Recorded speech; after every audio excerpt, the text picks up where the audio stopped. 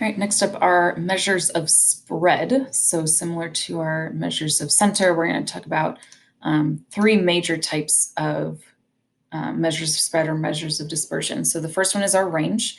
Our range is just the difference between the maximum data value and the minimum data value, or the largest and the smallest. Not particularly reliable because it only depends on two data values.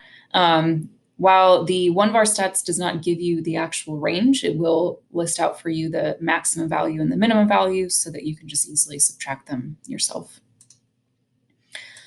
Our next commonly used measure of spread is the interquartile range. So we know that the median divides the ordered data in half, and then each of those halves is divided again in half into quartiles.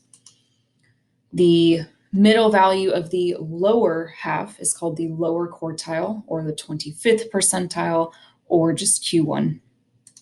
The middle value of the upper half is called the upper quartile, or the 75th percentile, or Q3 for short. And we're talking about all of this because the interquartile range itself is the range of the middle half of the data, or the middle 50% of the data. And to find it, what we do is we take the upper quartile minus the lower quartile, or Q3 minus Q1. So again, your calculator will give you the upper quartile and lower quartile labeled as Q3 and Q1, and then you'll just have to subtract them yourself. But the interquartile range, while it is a measure of spread, it's also helpful for identifying outliers. An outlier is defined as a data item which is more than 1.5 times the IQR from the nearest quartile.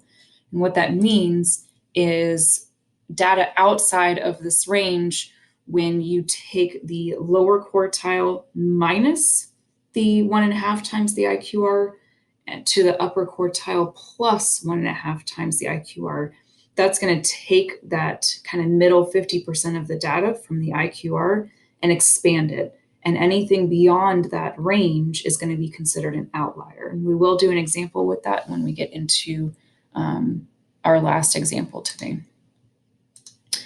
Our final-ish measure of spread is the standard deviation.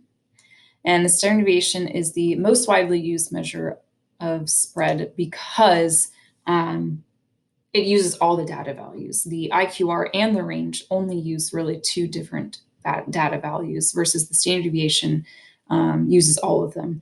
And what it is it's measuring the deviation, or the differences between each data item and the mean. So from one data item to the mean, second, like it goes through all of them.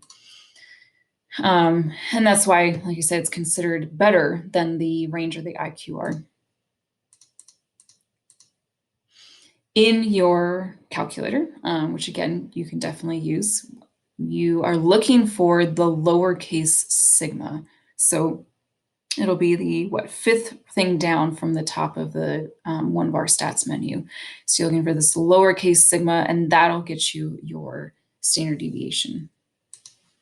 The variance, not as commonly known, which is why we stuck to the main three. The variance is another measure of spread. It's just taking the standard deviation and squaring it. So I would take, in this case for this data, I would take the 4.439 and square that. We'll do it with our last example, but it's usually used in probability theory and investments. So just heads up that variance is another measurement of spread, and you're just taking the standard deviation and squaring it. All right, so in our third and final example, we're using the data sets given to us in examples 1 and 2, and we're finding all of those things. We're finding the standard deviation, the variance, the range, the IQR, and any outliers, if they even exist. All right, and looking back at example 1, I go into stat and edit, and I already have my data values in L1. So I'll go into stat and calc and one-var stats. So remember, this time we don't have a frequency list. So you do need to delete that. If you don't have a frequency list or you don't have anything in L2, that does need to be blank before you go down to calculate. So I look at my standard deviation, and to 3 sig figs, I'm looking at 15.8. I'll come back to my variance with this one. Looking at my range, my maximum value is 91, my minimum value is 35, which means that my range is 56. For my IQR, my upper quartile is 79, my lower quartile is 58, so that means my IQR is 21.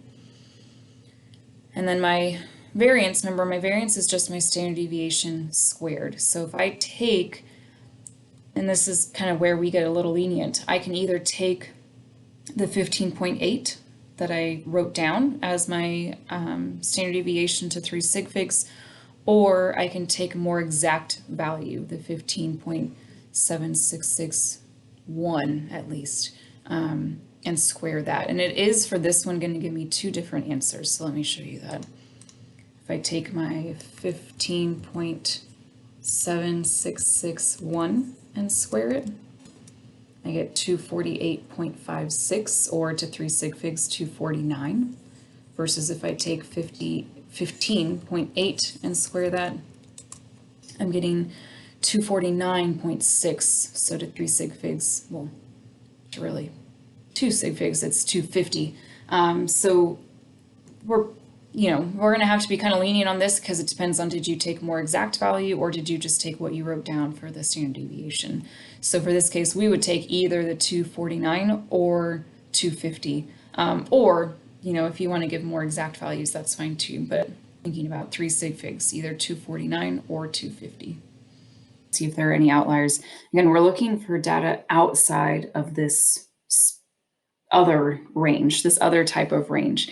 So our outliers are going to be data value or data outside of,